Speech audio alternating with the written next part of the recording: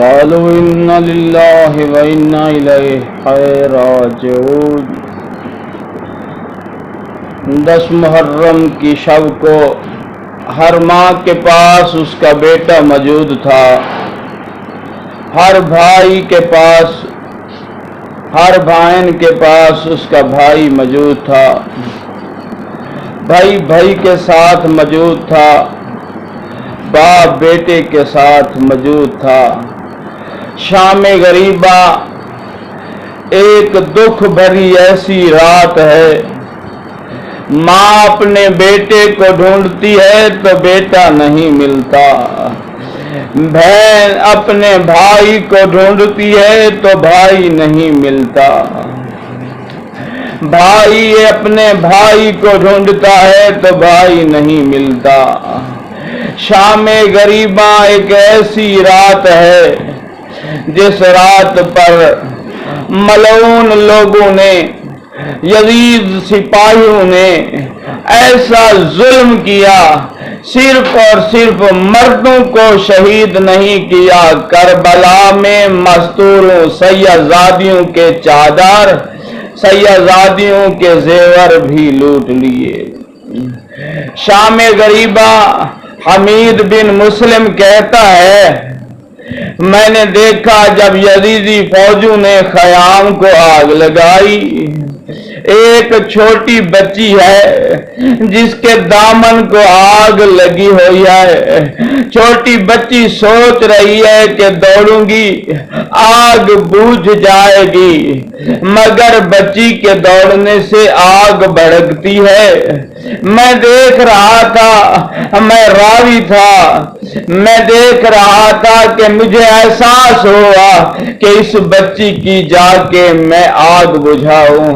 جب بچی نے مجھے آتے دیکھا، بچی نے دوڑنا شروع کر دیا، دوڑنے لگ گئی۔ بچی بھوکی تھی، بچی 3 دن سے پیاسی تھی، بچی کا والد شہید ہو گیا تھا، بچی کا بھائی مارا گیا تھا، بچی کو شمر نے تماچے مارے تھے، بچی ڈری ہوئی تھی، ڈر کے مارے مجھے دیکھا، بھاگنا شروع ہو گئی، لیکن کتنی دیر بھاگتی؟ وہ بچی تھی، میں مرد تھا، وہ بھوکی تھی، میں نے کھانا کھایا ہوا تھا، وہ پیاسی تھی اور میں نے پانی پیا ہوا تھا۔ میں قریب گیا، میں نے کوشش کی کہ آگ بجھاؤں، چھوٹے چھوٹے ہاتھ باندھ کر کہتی ہے، اے بندہ خدا مجھے مارنا مت، پہلے میرے رخسار نیلے ہو گئے ہیں، مجھے میرے بابا کے قاتل نے مارا ہے، میرے کان بھی زخمی ہیں، میرے رخسار بھی زخمی ہے، میرا پہلے سے دل دکھی بہت ہے۔ حمید بن مسلم نے کہا، میں مارنے نہیں آیا بچی، میں تیری آگ بجھانے آیا ہوں۔ میں نے بچی کی آگ بجھائی، دامن کی چھوٹے چھوٹے ہاتھ جوڑ کر کہنے لگ گئی، اے بندہ خدا تو کوئی ہمدرد بندہ لگتا ہے، مجھے نجف کا راستہ دکھا دے۔ میں نے سوال کیا، بچی تیرا نجف میں کون رہتا ہے؟ اس چھوٹی بچی نے کہا، میرا دادا علی رہتا ہے۔ کہتا ہے اگر راستہ بتا دوں جاؤ گی کیسے؟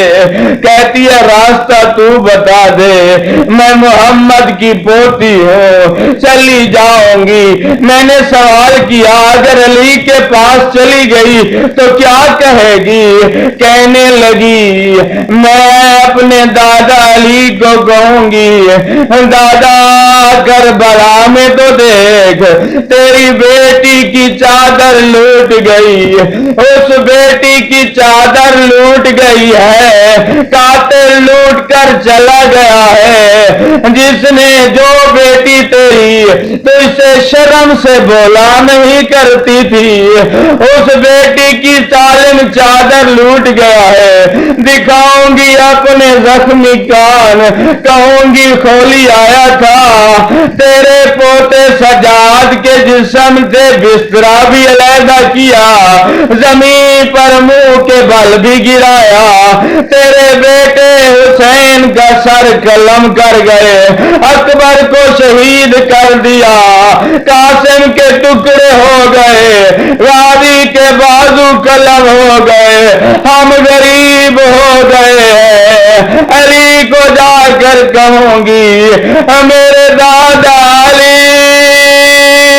کہاں رہ گئے، ہم غریب ہو گئے ہیں، ہمارے سر پہ چادر نہیں ہے، ہم بہت ظلم ہم پر کیا گیا، میرے رخسار نیلے پڑ گئے، ایک سجاد بچ گیا ہے، تیرے پور میں سے ایک سجاد ہے، دوسرا باقر ہے، انہوں نے تو اصغر پر بھی حیا نہیں کیا۔